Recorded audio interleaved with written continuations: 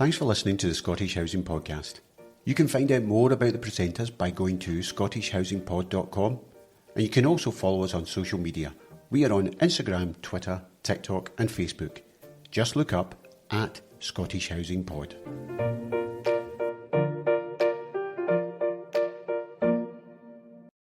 So we are joined now by MSP Ariane Burgess, who I'm going to let her introduce herself, because it's always better if the guests introduce themselves than me. So do you want to describe who you are, what your roles are, etc.?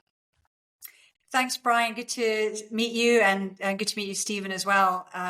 So I'm in my MSP role. I'm the representative, one of the representatives for the Highlands and Islands region, which is the biggest region in Scotland and the most beautiful. I have to say that.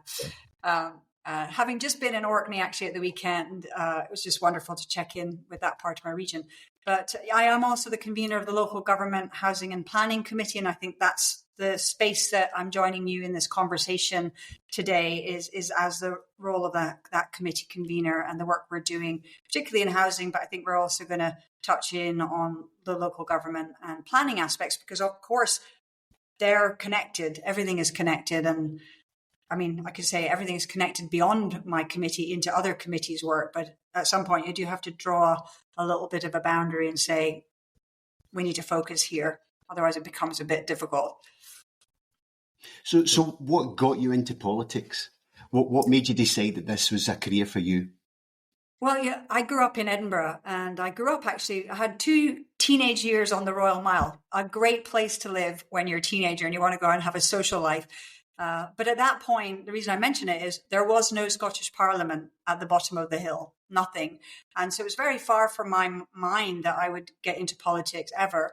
And probably you can hear from my accent, at some point I had a long stint in the United States where my Scottish accent softened and I picked up a bit of a twang, or a mid-Atlantic twang. And but there I got really involved in environmental activism and climate change issues. I was living in New York City, so I was doing quite a lot around that. And when I decided at some point to move back to Scotland, I would always come back to Scotland, and I realized my heart was so strongly in Scotland that I was at some point going to have to move back to live here.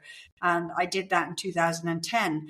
But I had been coming back every year and watching the progress and the development of the Parliament, and seeing with excitement there was a party that was cared about the environment, cared about climate, but actually even beyond that, that Scotland had a parliament that had agreed to address the climate change issue and address environmental issues. And that gave me a lot of hope. So when I moved back to Scotland, I got involved in campaigning again, but I thought, let's move from being on the outside to actually getting into a place where I can make some changes in legislation that can really help us move in the direction that we need to be moving in. So you set out there, member of the Green Party, but of course, as you mentioned, you're on here to talk about your role as the convener. Now, I'm about to say the convener of the Housing Committee, but you're not the convener of the Housing Committee. You need to give the committee the full title and explain exactly to the listeners what a committee does. Okay, so I'm the convener of the Local Government Housing and Planning Committee. It is the best committee in the Parliament. No, we're all good. We're all doing great stuff. And so what a committee does is unlike in Westminster, we don't have a second house. The committee does the work of scrutinising the work of government. That's our kind of primary role. So when the government brings forward primary legislation, so that will be bills like the housing bill that's come forward at the moment, or secondary legislation, so that might be various regulations. They're called SSIs, secondary, I can't remember what that stands for actually, because we refer to it as SSI all the time. Anyway, when the government brings forward legislation or strategies or frameworks, things like the National Planning Framework, then we'll take a role in scrutinising that. And the way we do that is we initially put out a call for views. So we put out an opportunity for members of the public or stakeholder organizations to express their views in response to a number of questions that we provide. and also an option to kind of say more than just our questions. I think that's important, to allow people that space to express their concerns or their positive bits. We want to hear, what they think is working as well. So that kind of kicks off a piece of what we call scrutiny, and then we will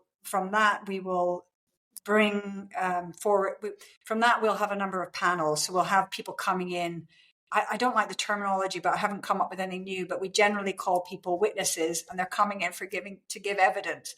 So, but I really see it as people who really understand that issue or that theme, who come with their lived experience or their work experience, their knowledge of that subject, and that really helps the committee get a better picture. And we try to have, I think beyond try, we successfully have that range of views and make sure that 360 is represented. 360 views are represented in a situation, and to try to get underneath that. And then what happens is, after we've heard the oral evidence, we will, for the most part, have the government in, represented by a minister, so the housing minister or the planning minister, local government minister, and they will respond to our questions. And we might, through our previous evidence sessions with people from the sector,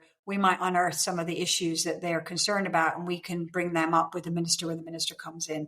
And then off the back of that, we'll either write a letter or a report that goes to the minister and the directorate that's looking after those issues, so that they're aware that we've identified some situations. And often in our reports, we'll be pointing to very specific things that we think need to be addressed, and asking for action or timelines on things like that. So it's not just so primary and secondary legislation we look at, but also if the government brings in a strategy or a framework or things like that, we'll be looking at it. It's quite a challenging situation because there's quite a lot of legislation that comes forward. There's a lot. The government is doing a lot. What I notice in the 3 years that I've been in this role, but as an MSP also, is we can tend to focus on the legislation, but actually what we really need to understand, so let's just talk about the housing space.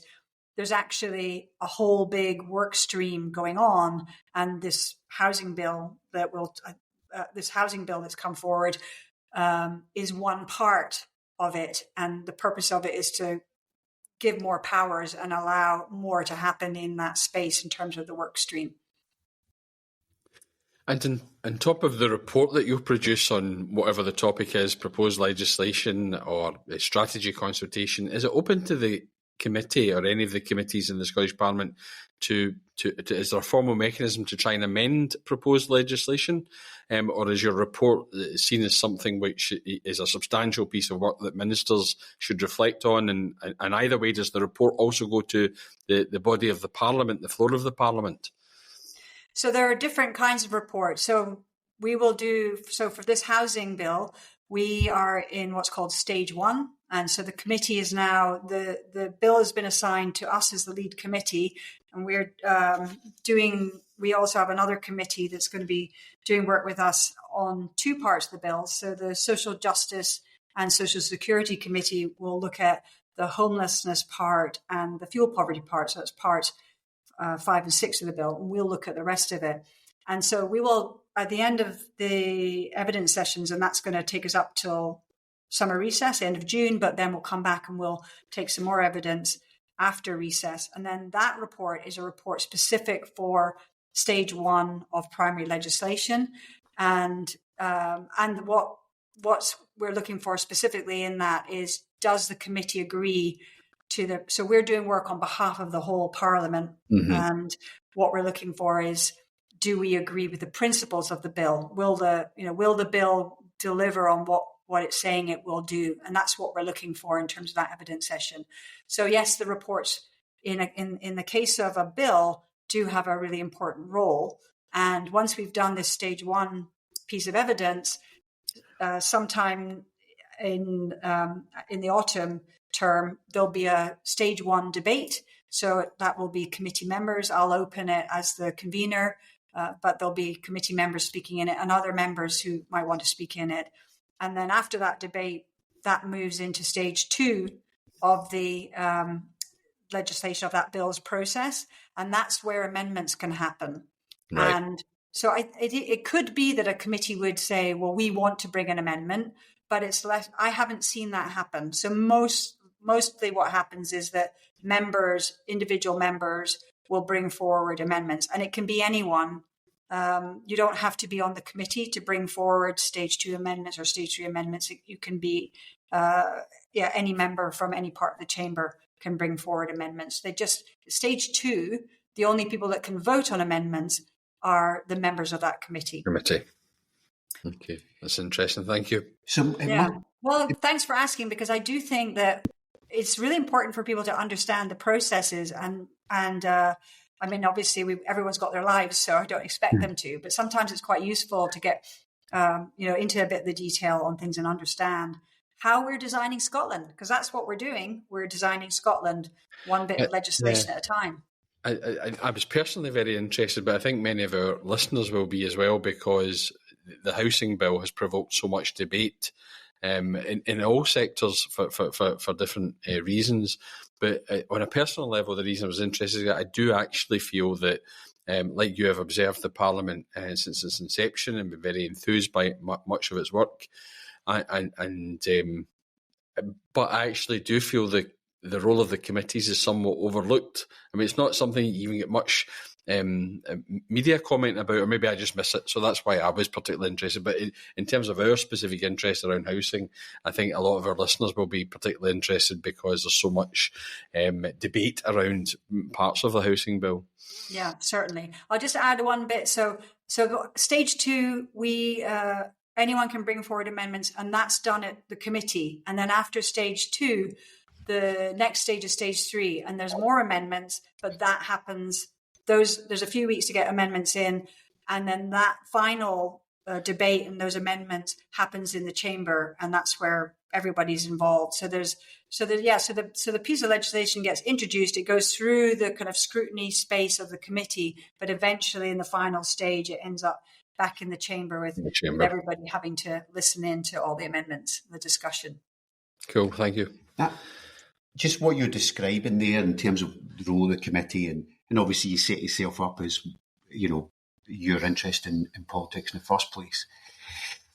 For me, my perception would be one of the hardest things about, particularly being the chair of a committee, and would be that element of wearing 2 hats, that you are a party member. And then obviously things have changed recently, but you have then been scrutinising legislation that your party, whoever it is, not just yourself, that somebody's party might have created. And your role as the scrutiniser is really to not pick it apart, but to interrogate it. And so that must be quite a really challenging thing to do. Firstly, one, how do you personally deal with that? 2, on a wider sense, and so you don't need to give any of your issues away. It must surely create fallout sometimes within parties, that suddenly somebody's not, in inverted commas, towing the party line because they've been a bit harsh in that interrogation process. Well, first thing to say is, before I got elected, I used to run a lot of meetings and be a convener of other spaces and very involved in community. So I think something I hold very strongly is the importance of having that space where all voices can be heard. So that that's kind of a fundamental piece. I would say that I think this is the first piece of legislation where it was designed by a Green, formerly a minister. And so it's going to be an interesting piece. But I do think, because I've got that background of really a kind of sense of fairness, that I kind of trust that I can lean into that. And I also see other committee conveners doing that and doing it really well. It is something that we talk about as conveners. We have a monthly get-together, all the conveners. We have a conveners group meeting, and we have discussed it. And there's been various proposals, apparently, over the years around how to support a stronger move to neutrality in a way, and to kind of different ideas about different approaches on how to achieve that. So I think it's good that we as a group of conveners kind of recognize it and actually have those discussions, so that it is kind of present in our minds. that importance of kind of creating that space where everybody who comes to give evidence feels like they're getting a fair airtime. Mm-hmm. And so you talked about it's not just the housing committee, it's local authority, etc. So how do all the issues that you're dealing with on the committee, because you talked about this interconnection earlier, how do you feel that it all interconnects and joins up? If you can explain to the listeners, because my perception is that you're not looking at legislation, well, this piece of legislation independent from all the other things that you're dealing with. There must be an element of that as you're interrogating a piece of legislation, you're sitting there thinking, well, actually, this isn't going to fit with what I've just been interrogating for the last 2 to 3 months. So how does it all join up? Yeah, it's like having different ingredients for a recipe. And then how do you mix it together to bake that delicious cake, really, isn't it? And I think that is quite challenging. But I'd say one of the things that I'm pleased with in the committee's work that we've been doing is that we decided to look at the government's Housing to 2040 strategy. And in a way, this bill fits, that's that kind of piece of strategic work that the government is working on many fronts, on different aspects around housing. And the bill kind of sits within that. So I'm pleased that we've kind of we've done a number of weeks of evidence sessions on the strategy, and we can see how it fits, the bill fits in and kind of opens up and draws more powers to the government, so they can actually take the government or public bodies or local authorities so that they can actually move forward with aspects of the strategy. So I think we're doing quite well on that. And then with National Planning Framework, there was quite a strong strand in that. National Planning Framework 4 had the work around the minimum all tenure housing land requirements. What a mouthful. And so we looked at it, we looked at aspects of that, and it certainly comes up, the whole land issue. We can't be looking at housing without talking about land, which is such a challenging space. And being a rural and island representative, I'm really aware that that's, very, very challenging, is the land issue there. And then on the local government side, obviously local government is involved in the social housing aspect of things. So we definitely talk to local authorities around that aspect of how they're handling that. So does the committee, when a new committee is appointed or elected after a new parliament's elected, or at the beginning of each parliamentary session or something, does the committee itself collectively decide what its work plan is for the coming period? And then presumably, if you think housing is going to be a significant part of it, you then begin to realise, well, there's a planning aspect to this, there's the role of local government. So is the committee quite involved in setting that work plan out? Well, what's quite interesting is that, and I think really useful, and whoever came up with the idea, I don't know if it was baked in from the beginning, is that committees have what are called legacy reports. So at the end of this session, we will have a report. And what happens is the next committee, which will not necessarily have the same name, because committees get formed, some of the committees get formed around the kind of government's proposed legislative direction of travel, the kind of things they want to work on in that session. So the legacy report, though, is a very, very helpful starting point, because we get to see, so we looked at the session 5 committee's legacy report and kind of drew from that what we thought were going to be the most important strands to kind of emphasize. But also we knew there were pieces of work that the government was going to be bringing forward, like the National Planning Framework 4, which was one of the first pieces of work we did in late 2021. Considerable amount of evidence taking and discussion around that framework. So some of the way the committee decides to do things is informed by the legacy and also informed by the Scottish Government's agenda, because obviously that our primary purpose is to scrutinise what the government's going to be bringing forward. But we can also pull things through, like, for example, within the Housing to 2040 strategy, where I said we really need to do something about rural housing. So we had a discrete piece around rural housing, because I think I'm one of the few mainly rural MSPs. I could see that was an issue that might get overlooked. But what we do actually every year is the clerking team meet with each member and say, each member of the committee and asks, what are the things you think we really need to be doing? And then we pull together those views and find a way forward from that. Mm-hmm. So it sounds like quite an inclusive approach that happens with the committees and quite coordinated at the same time.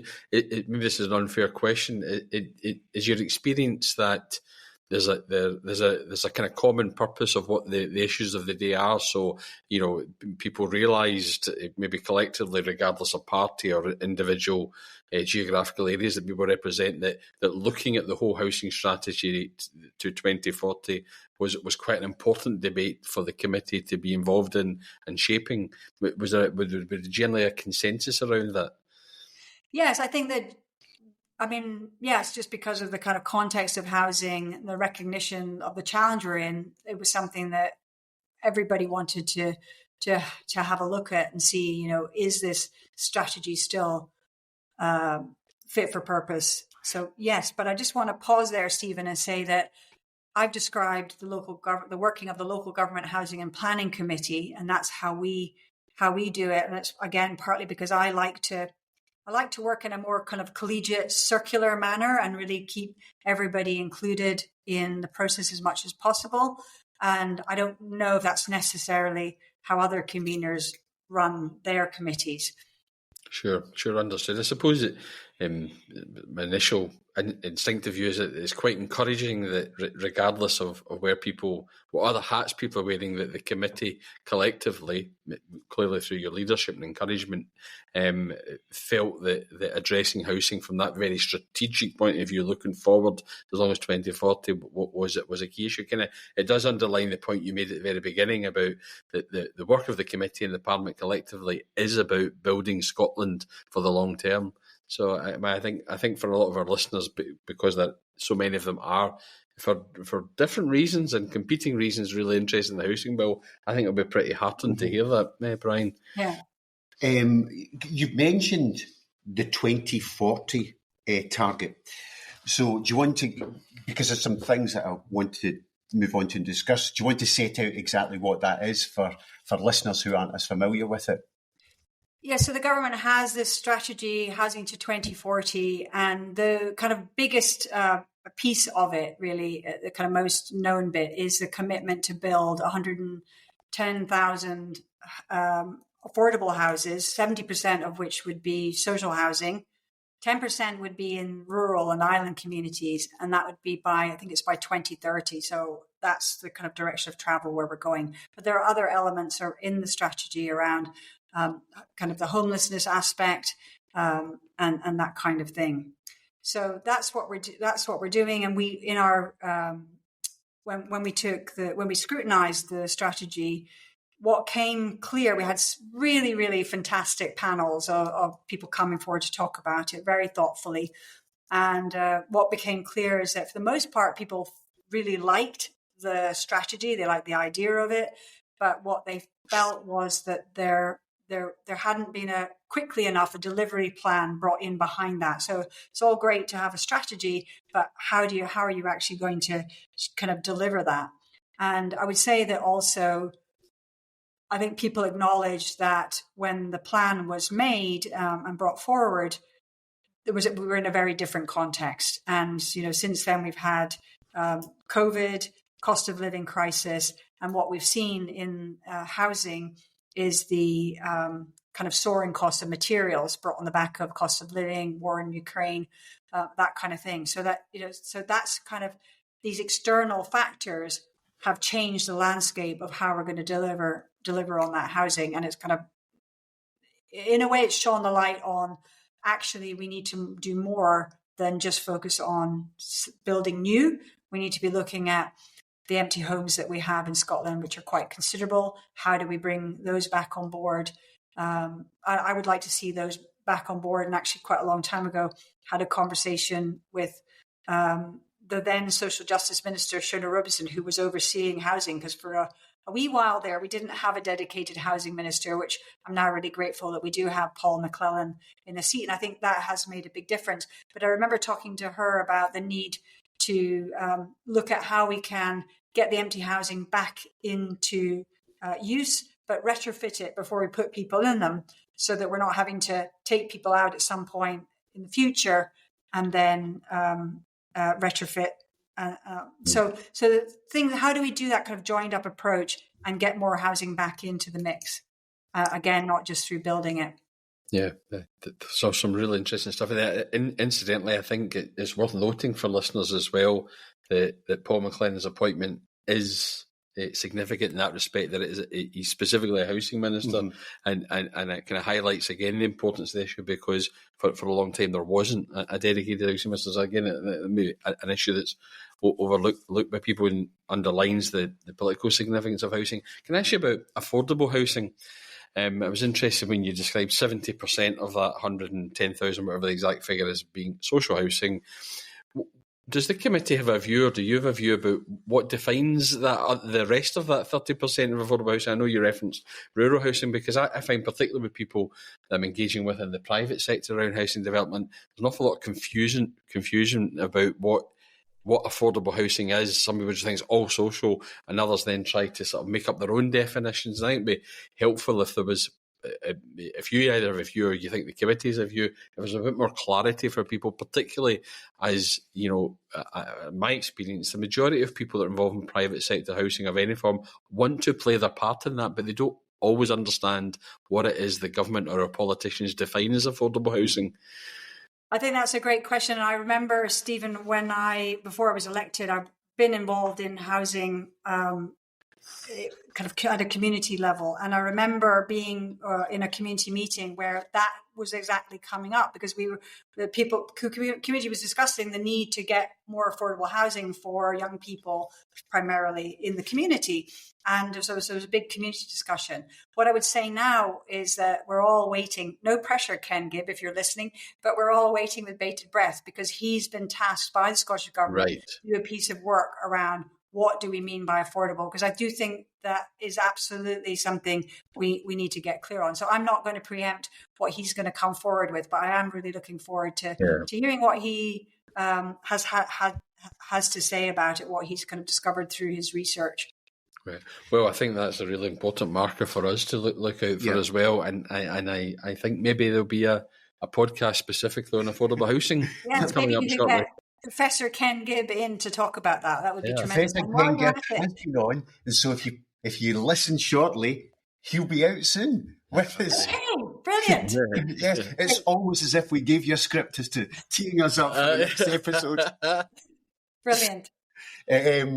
So, and again, on all of that, on affordable housing, and I always remember going up to a meeting to do with Highlands and Island Council, going up to a meeting in Inverness, and of course, as your stereotypical Central Belt boy, I go up there and getting blown away by the person telling me, and this isn't a criticism of government, it's the nature of things, that they just had a medical issue and they could no longer take their car. So if they were to take public transport on a Friday if they were to take public transport for a Monday morning meeting, they'd have to leave on a Friday afternoon to go from Inverness to Thurso. It just gave me a greater understanding of the vast space that, you know, we tend to categorise Scotland in terms of where the people are, in terms of where the space is. So what are the specific issues? And I know what you're on here is a convener, so this isn't a part of political issue. This is just to give listeners, because we've touched on it. What are the specific challenges affecting Highlands and Islands and our rural communities, because it is the Central Belt that gets talked about all the time, because that's where so much of the population lives. So if you can just articulate a wee bit about what the specific challenges are there.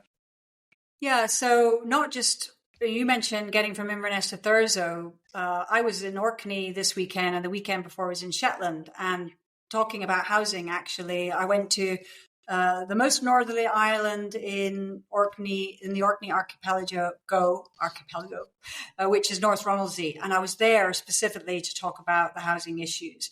And they're even more challenging in our island communities than on the mainland. But even so, still in Highland and I would say the south of Scotland, it's challenging. And it really is about the cost of materials, getting the materials to a place. So getting materials to Kinlochhew or Thurso or wherever is one thing, but getting them, then if you're trying to get them to Orkney or Shetland or the Western Isles, then you've got the freight of getting the materials across the body of water to those communities. So that's the challenge, is the added cost, and it's considerably higher. A third is the number, a third of the cost higher. That's quite an increase. Yeah. So the other thing is that is also having people to actually construct the houses in place. And actually, as part of the work we did on a piece of evidence that touched on rural housing, I learned that there used to be a lot more SME housing contractors in rural Scotland, but actually in 2008, that really, the crash of the global financial crash of 2008 really took out a lot of those businesses. And so what we need to be doing is finding ways to encourage more of that to happen. But also how we encourage more of that to happen is going to be by needing people to go into that sector. And we actually just really don't have enough people in Scotland. And that's the challenge that Brexit's brought about, is that we've lost that flow of people coming from Europe who could take up work to build houses. I was in Argyll and Bute a few months ago, and I happened to have a chat with a lad who was working in the hotel where I was staying, and he was really thrilled and excited because he was about to start an apprenticeship with a local contractor, because he was really, really keen to be building housing in his area because he knew it was an issue. So it was so great to meet him. It was like, yay, wow, somebody who really gets it and sees that that's going to be a career for their lives. But we need many more people to be doing that. And I think these labour shortage challenges, which are incredible in all industries now, aren't they at the moment? Certainly exacerbated hugely by Brexit, and from all I've read and hearing you speaking, is particularly a challenge for rural communities. The other thing is about the decline of SMEs within housing generally, and part of that was the crash in 2008, but other significant restructuring that's happening in the marketplaces. Is the role of SMEs something that is likely to feature or has featured in the committee's work? I mean, I think the committee's had some experience of this recently in looking at the cladding legislation that is proposed, for example. So is the role of SMEs and the importance, presumably, to specifically perhaps to the future of housing in rural communities, something the committee's considered or likely to? We haven't decided our next steps on, as a group, we haven't decided the next steps on the rural housing piece, but it could be a place that we decide we need to look at and to see how that can be incentivised and encouraged more. So that's probably all to say on that. And in terms of cladding, we touched in on SMEs because of some of the buildings being clad by companies that were SMEs or are SMEs, but it was really much more, the focus was on the cladding and getting that work. That was a broader piece of work, yeah. I had just picked up something about that there had been a feature of SMEs, and it does feel as if that in Scotland in particular that we had a great tradition of significant SME presence in housing, and it's slowly been disappearing. So I'm just interested whether that was something that's on our politicians' radar.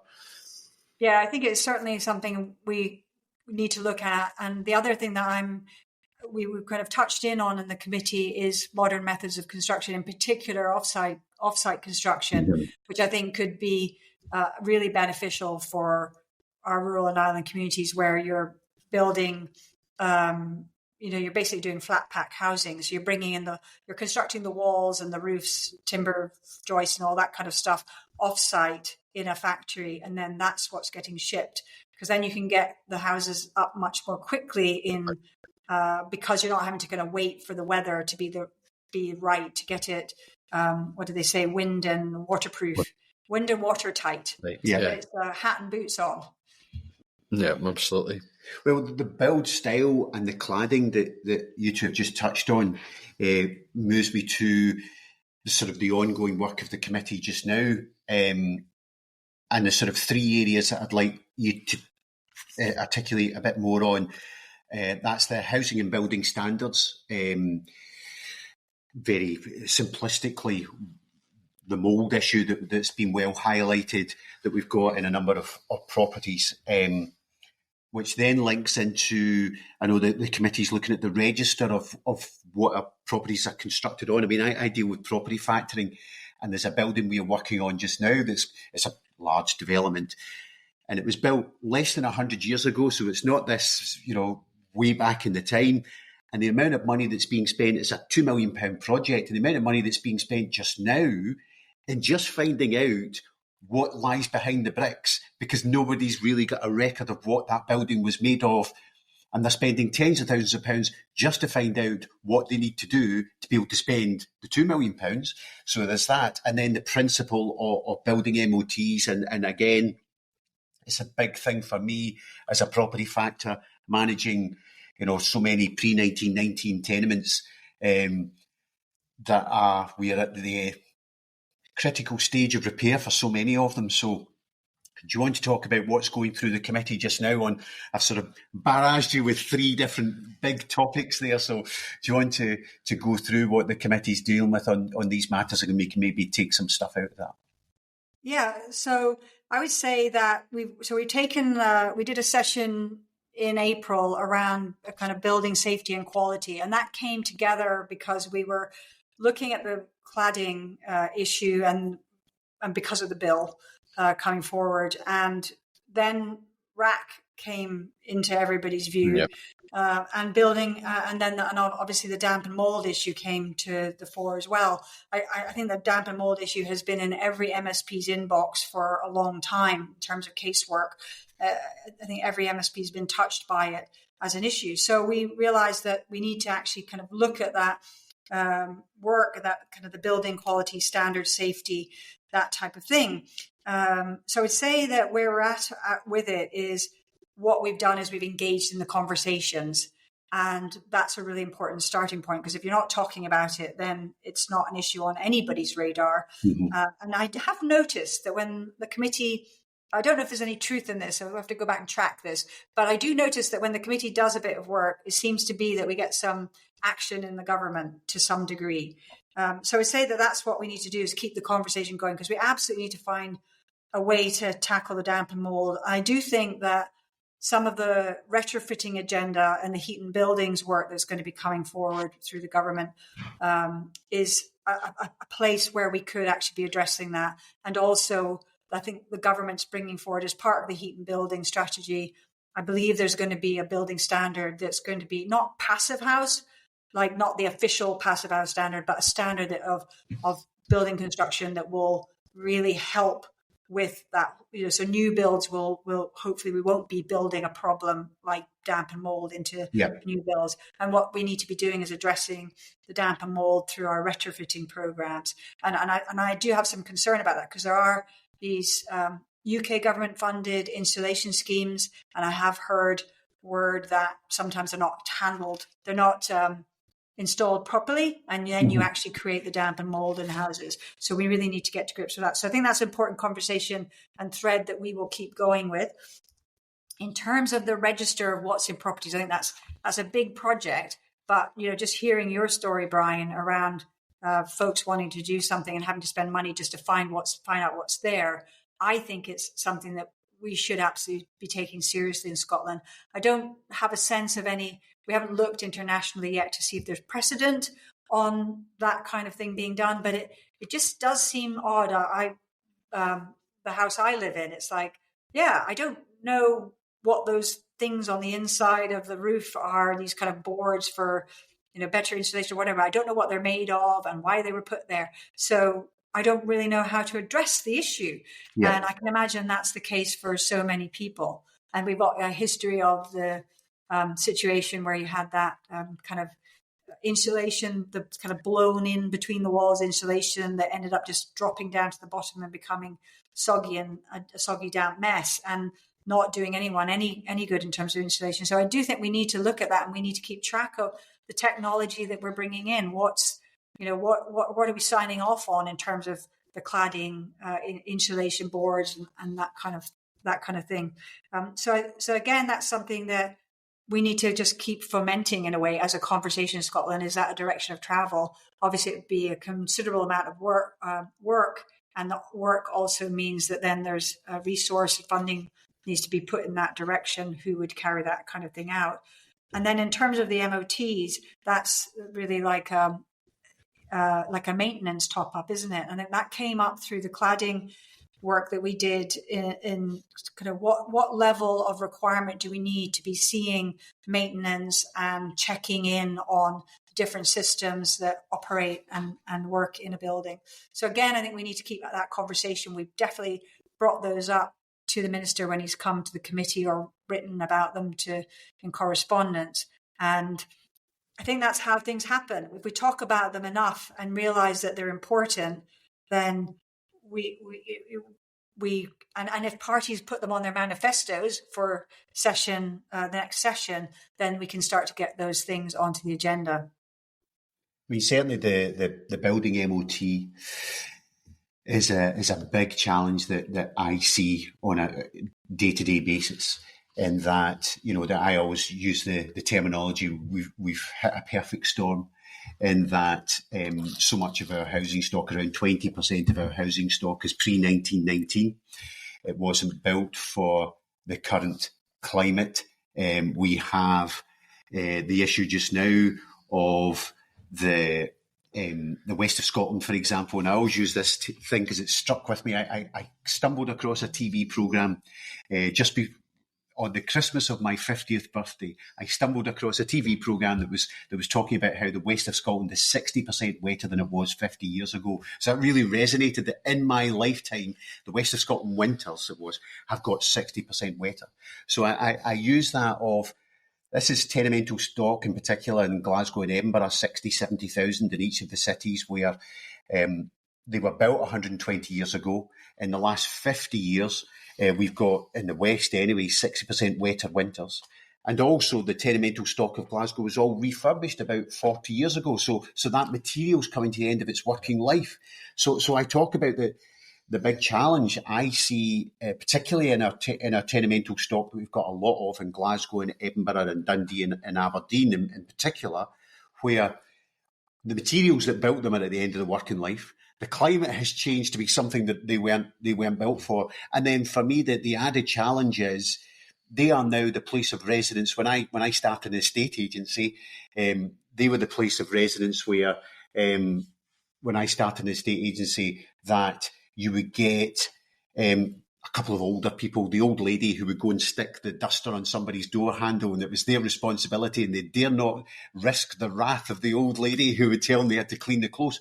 That's changed, and the tenemental stock is now the stock of the first-time buyer. And so the other added challenge you've got in this is a typical tenement with 8 flats. You've got at least 2 people who are sitting there thinking, well, I'm not wanting to spend a lot of money because I'm out of here in the next 18 months. So for me, the challenge that governments and housing committees have got is, how do you deal with those barriers or those impending challenges to the condition of the stock and make it work? Oh, and by the way, after the last winter and spring this year, I think the 60% figure is higher than 60%. So I would say people that don't believe science believe what you feel and see. Yeah. So how do you see the role of a committee? Because obviously it's government that puts in legislation, or being able to push that type of agenda forward if that's something the committee thinks is something that needs done. Yeah, well, I mean, I think it's a really interesting point that you make around the changing climate. One of the things that I was so the committee did a bit of work on retrofitting. When was that? 2021. I think we were busy in 2021. I think that's when we were doing that, and we went to Nidru Road. And I'm sure you're aware of Nidru Road. So Nidru Road is a tenement in Glasgow where they've done an incredible work to retrofit it, and I think they've done a great job. And that, I think that helps us see the direction of travel we need to be going in. And obviously, that was an easier project because it was a building that's owned by by a housing association. Yep. So it was all one ownership. And I think the issue you're pointing to, Brian, is the fact that we'll have people, some owning, some renting, all that kind of thing going on. But I think a piece of work that we are waiting for is around the tenement law reform. And that's something that the Scottish Law Commission was working on, which would help us kind of look at how can a building be addressed as a whole, and how do all the owners have to kind of participate in that. And it's interesting because I mentioned earlier, I lived in New York City for quite some time, and actually had the fortune to live in what's a kind of housing development cooperative. And so I actually kind of owned, they have a different ownership model there, but I kind of owned my flat. And as a collective, we all had to work together. So we had to do actually massive retrofitting of the building in terms of water and gas. And it meant people had to move out of the building. We did it column by column, and people had to move out of the building for a week or more. And because of the ownership structure, we had to do it. We had a board that led on it, but we all had to move forward. We had to put money. So we all paid. We didn't pay rent. We paid a maintenance fund. So every month we had to pay into a maintenance fund. And that money was then used for that work, and also repair, making sure the roof is okay and all that kind of stuff. We don't have that in Scotland. And I think we need to be looking at something like that to be real about how do we maintain our housing stock. Interesting. So we're conscious of your time, and so the next thing... We can go over a little bit longer if you haven't... That's fine to go another... Well, actually, maybe... I'm saying that, but let me just check that I'm not going straight into another meeting. Hang on, let me have a quick look. Yeah, I'm all right to go another 10 minutes if you need to. Okay, so there's two things that I wanted to ask you. First of all, is there anything else that the committee's dealing with that you think would be really advantageous for listeners to know that this is happening, that Scottish Government, or the Holyrood Parliament is a better way of putting it, are moving this agenda forward? Is there anything that we've not touched on that you think would be really important for people to know about? Well, I think that the housing piece is really the hot topic at the moment because the bill's coming through. But I could also mention that the National Planning Framework, I talked about that earlier. Mm-hmm. That's been in existence now for about 14 months. And we committed to reviewing it every year. So we just did our first review. And I think that's relevant to the housing agenda because, hey, planning, you've got housing and planning go together. Along with land, and I could mention something about that as well. So we've been looking at how is the NPF4. We looked at different aspects of the NPF4, but one aspect was how is it working with housing, and is it helping or hindering? And I think for the most part, it's good. We in the framework I mentioned already the MATLR, the minimum all tenure housing land. That would be brought forward by developers. And I think there are differing views around that. Should it be minimum, the smallest amount of land that's going to go forward to the local development plan to allow for housing? Some people think, well, we shouldn't be going for the minimum, we should be going for more. But there's another voice, which is that if we bring forward housing for land to the local development plan, that will then lock that land up for 10 years. And not necessarily require the developer to do anything on it. So the price of that land goes up, the value of that land goes up, but it also potentially locks up really important land for responding to the climate emergency in terms of we might realize, we need actually what is good farmland for growing food, and we need to do something about that. So we kind of lose that flexibility there. So, but differing views, I wouldn't say those are views of the committee. That's what people brought to us in the evidence session, but we haven't kind of settled down and said we have an opinion on this. And so just really highlighting those things in terms of different opinions. Another thing that I think I really want to highlight, which may feel like a small thing, but I think it's really important for people to be aware of, is that every year the committee has to, it's in our standing orders, we have to bring forward a committee report of what we've been doing. But over and above that, we decided we wanted to do our own unique tracker report. So we have a report where we've identified a number of areas that we want to see action on. Because what I learned from talking with colleagues who've been in the Parliament longer is that sometimes a committee can feel like they're pursuing bits of work but don't see a progress or development. So we've decided we want a report. So we are actually very consciously keeping a track of progress and development in some areas. And I would say so far, most of them are kind of getting started, and we haven't got to the end of it. But that's another thing that I've learned about a session is that certainly this session, my experience has been that the government makes all these commitments, but then it takes time to take that body of work through to get it to a point of the next step or of completion. So the kind of arc of a session, it changes. So 1 year to the next is different. There's an evolutionary process in terms of, I would say that the experience at the moment feels like things are ramping up more because there's a lot more legislation that's ready to come through. So over the next 18 months, we'll be doing a lot more stage 3s of bills and bringing them to completion. So it'd be different. Whereas at the beginning, first year, we weren't doing so many bills.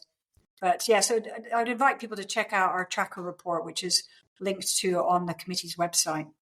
Great. I think for me, that's all been very interesting. I think we could probably return to an episode on planning and housing together, partly because of MPF4 and the like. And you've raised some interesting points I hadn't considered, and I suspect people I work with haven't. So I think the listeners will be hugely interested in that. Well, I for one have particularly enjoyed that. This episode has been really, really informative. I have one last question, which actually I should maybe have asked at the beginning when you were talking about the role of the committee. In terms of witnesses that the committee hear from, is that driven by... But it's obviously driven by your work planning, your strategy, and everything that you're doing. The committee can determine who the witnesses should be, or can people make a pitch to come to committee on something that's relevant to the work you're doing?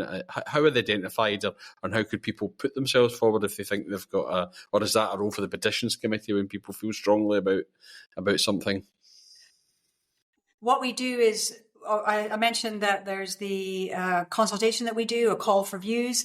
And we do that in two ways. We've got one that's quite detailed for the real geeks who really know the detail, the policy people in different stakeholder organizations. But we also have something, and it's no buts, I think it's absolutely important. We have a much easier, quick response one as well, because we want to make it available for people to kind of engage in that way.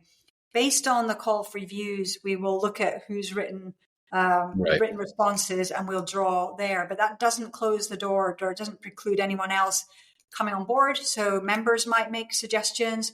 People we might get a letter from an organization saying they're really keen to contribute, and then we weigh that up and we'll look at the numbers. It's quite an art to getting like the balance of views. I say I'm keen for 360, and then but you need to get enough people for that, but not so many that nobody really gets much time. Because you think a committee evidence session will range in time, but usually about 90 minutes. Sometimes I've gone on, like recently, I think the rural housing one, I think we went on maybe for 2 hours just because it was so important and people would come from further afield. But yeah, so 90 minutes to 2 hours. And if you have too many people, you're not able to get into some of the detail that you need to get to.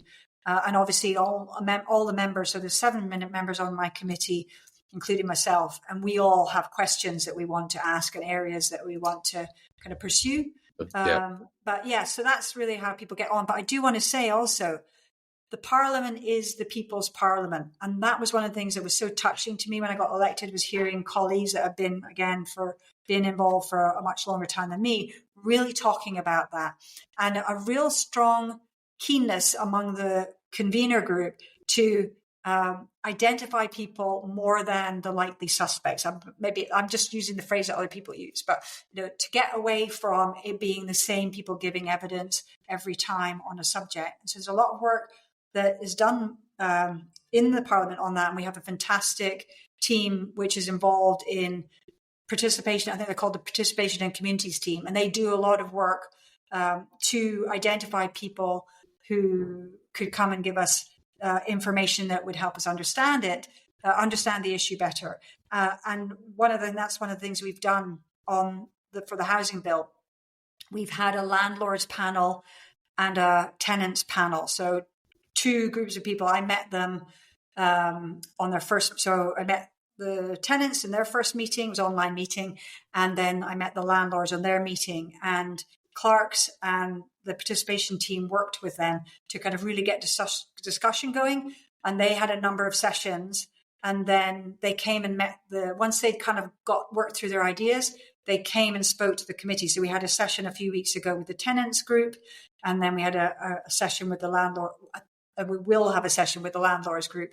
And that to me is just really enriches and gives us a kind of wonderful ground upon which to be taking forward the housing bill. So there's a lot of work to really make sure that, as I said earlier, we are designing Scotland, and it has to be as much as possible co-design and we understand better the situation and whether something is the appropriate direction of travel if we really hear from everybody involved.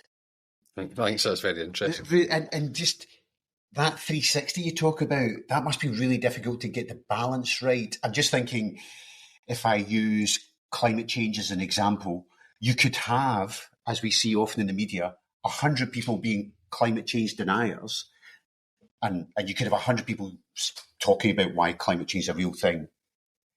But behind that, you've got, 99% of scientists saying climate change is a real thing, and the 1% just not saying that it's not. They're just not saying that.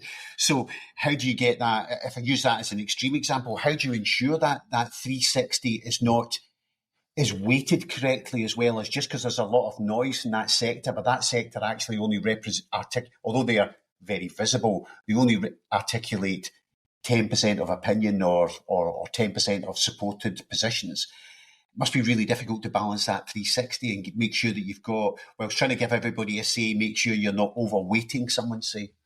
Yeah, I think that's a great point, Brian. And it's interesting you brought the climate change piece in, because Scotland did have a climate change citizens assembly, and from that we got a lot of really good work because people sat and had discussion over time, and I'm hoping that we'll bring back that citizens assembly. But and the Parliament is looking at our own versions of the citizens assembly work, so that's been brought forward by one of the committees, and so we had a citizens assembly type format on net zero recently for the net zero committee, and we've got some others that escape me at the moment. But so I'm excited about that because it allows more of that kind of going deeper into a topic.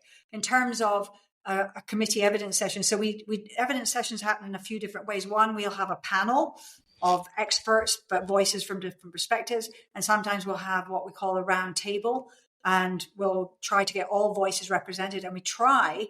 It's tricky in 90 minutes, but we try to get that to be more of a conversation between all the people in the sector, so that somebody might bring up a point and somebody else can say, well, actually, from our perspective, we don't hold that view. We have a different view. So we right then and there, the committee can see a response. But one of the things the committee relies on is that we have a fantastic research team as part of SPICE. And so we have a housing researcher, a local government researcher, and a planning researcher, and they will kind of do the work of looking along with the clerking team and looking at the work that's come through the consultation. So we'll look at that, and they'll take a view, and then they give us what are called approach papers. So we'll look at what they're proposing in terms of who would come on a panel, and we have a bit of a discussion as a committee. And people, again, there's a space for someone to say, well, it'd be really good if this voice had a bit more time as well. So we really try to make it as, get the right people in the space as possible. Well, so one more question, so you can go. I like MSPs and politicians who do their best to engage with people. So one of the things that was interesting before we started recording, you do podcasts yourself. So I don't know if you're able to do it, but do you want to give yourself a plug as to what your podcasts are? Oh, thanks very much, Brian. Yeah, so my podcast is called Regenerative Scotland, And the kind of overarching theme for it is conversations around action that needs to be taken to tackle the climate and nature emergency. And people might not think about it, but I have 4 episodes on housing, and actually I've got 2 more coming out soon, because housing is absolutely critical to tackling the climate and nature emergency. So much of that is going to happen in rural and island communities, peatland restoration, nature restoration, renewable sector, and we have got a huge housing problem there. So housing is absolutely critical as a part of the response to the climate nature emergency. So that's just one example, but I talk about a whole range of things. Planning is in there as well, and also aspects of nature restoration and climate change. So I get to meet some really incredible people who are doing incredible work, and I just want to share the conversations and the information that I have access to, because I do think as I said, we're designing Scotland, and it'd be great if more people understand the issues so they can constructively engage in the conversation to help design Scotland. Lovely. Excellent. Thank you. You've been really interesting. Very. And thanks also for plugging the fact that we've got Professor King coming on. I didn't know we've got that. Welcome. I will say, Ariane Burgess, MSP, thank you very much. Thank you. Thanks both. It's been a great conversation. Cheers. I really enjoyed it. Thanks for listening to the Scottish Housing Podcast with Stephen Purcell and me, Brian Gilmore.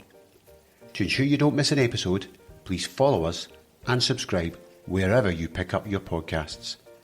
To find out more about the presenters, go to scottishhousingpod.com, and to get all the latest information about forthcoming guests and new episodes, follow us on social media at Scottish Housing Pod.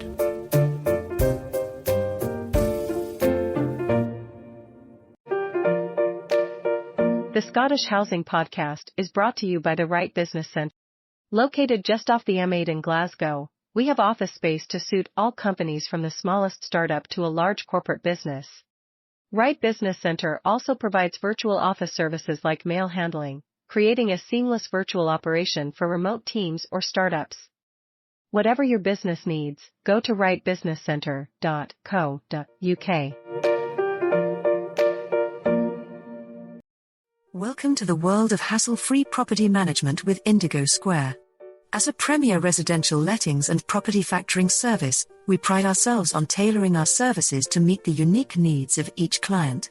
Whether you're a landlord seeking a professional agent to handle the complexities of new legislation, or a homeowner in a shared building looking for seamless repair solutions, Indigo Square has got you covered. Say goodbye to stress and hello to peace of mind with Indigo Square. To discover how we can simplify your property management experience, visit our website at www.indigolits.com or drop us a line at info@indigolits.com. Your property deserves the best. Choose Indigo Square. Introducing 2010 Land Consultancy, a dynamic and specialized team of experts dedicated to navigating the complex world of public affairs, planning consultancy, and business development. Based in Glasgow and serving clients across the UK and beyond, our agile team offers unparalleled expertise to public, private, and civil society organizations. With a strong network of connections in Scotland and beyond, Stephen brings invaluable insights and strategic guidance to every project.